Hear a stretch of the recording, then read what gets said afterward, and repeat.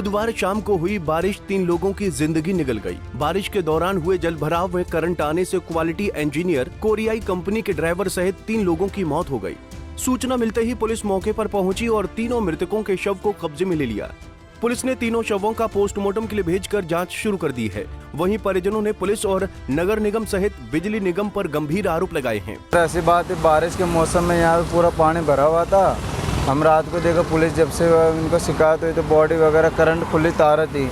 अभी आने जाने वाले सरकार की कोई गलती, पटरी दुनिया जाती आती है, ड्यूटी वाले बंदे थे, जा रहे थे। बारिश के मौसम में उनको पानी के हिसाब से चल रहे थे, वो तो बचाव अपना करता है।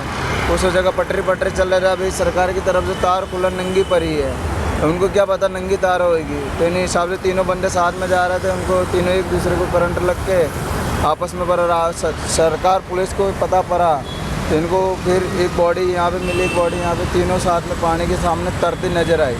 उनको मुकाबला सरकार, अभी उनको बाल बच्चे छोटे मरे हुए, उनको कोई शिकायत की होगी। हमको रात को सर गरीब आदमी हम फुट पावरी पे रहते थे, पता पड़ा तब रात को। तो धन्यवाद।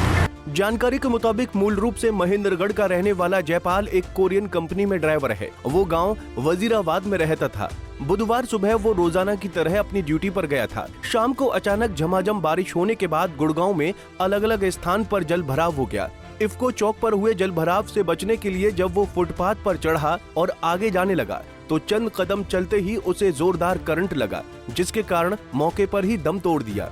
इस घटना में अकेले जयपाल ही नहीं बल्कि उत्तर प्रदेश के सुल्तानपुर के रहने वाले वसीम उजमा सहित उन्नाव के रहने वाले दिवेश की भी इस करंट की चपेट में आ गए और उनकी भी मौके पर मौत हो गई। पुलिस की माने तो वसीम उजमा एक कंपनी में क्वालिटी मैनेजर था।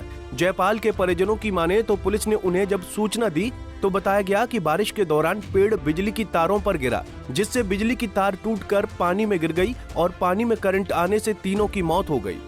वहीं जयपाल के परिजनों ने बताया कि जब वो घटना स्थल पर पहुंचे तो ना पेड़ गिरा था, ना ही कोई बिजली का तार टूटी हुई थी, बल्कि बिजली निगम द्वारा अंडरग्राउंड तरीके से डाली गई बिजली की तारों का जॉइंट खुला हुआ था और ये जॉइंट पानी में डूबा हुआ था, जिसके कारण करंट आया। गाँव का मेरे परिवार का मेरा भाई जयपाल नाम था। वो यहाँ पे कंपनी में ड्राइवर का काम करता था। वो रूटीन था, वजीराबाद में रहना था उसका, तो इधर से आ रहा था, रोज का आना जाना था।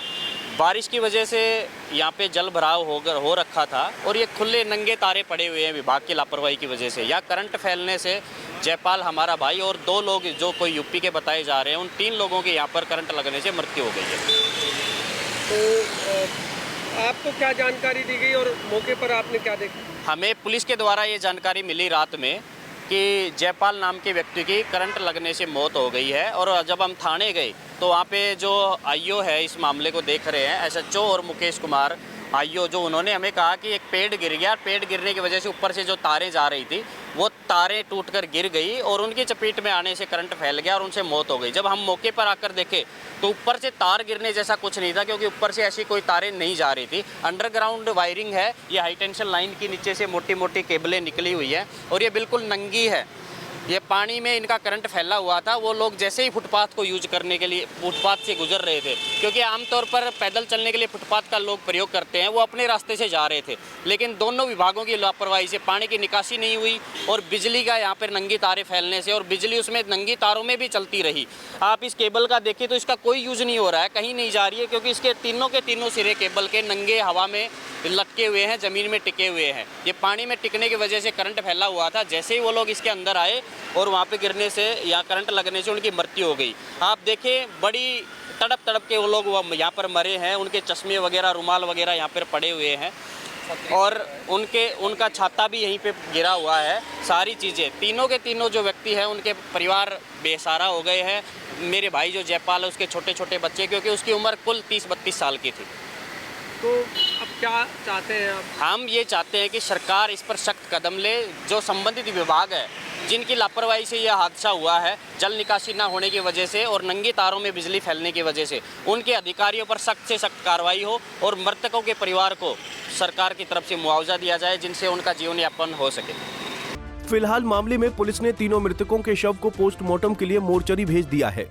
परिजनों का कहना है कि मामले में न केवल नगर निगम और बिजली निगम की लापरवाही सामने आई है, बल्कि पुलिस ने भी मामले को मैनिपुलेट करने की कोशिश की और परिजनों को गुमराह करके कार्रवाई न करने का बहाना बनाया। परिजनों ने मांग की है कि लापरवाह अधिकारियों और कर्मचारियों के खिलाफ सख्त कार्रवाई की जाए। Bureau report, Punjab Kesari TV.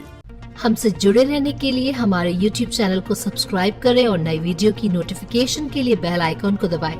अगर आप ये वीडियो Facebook पर देख रहे हैं तो लाइक जरूर करें और ज्यादा से ज्यादा शेयर करें। धन्यवाद।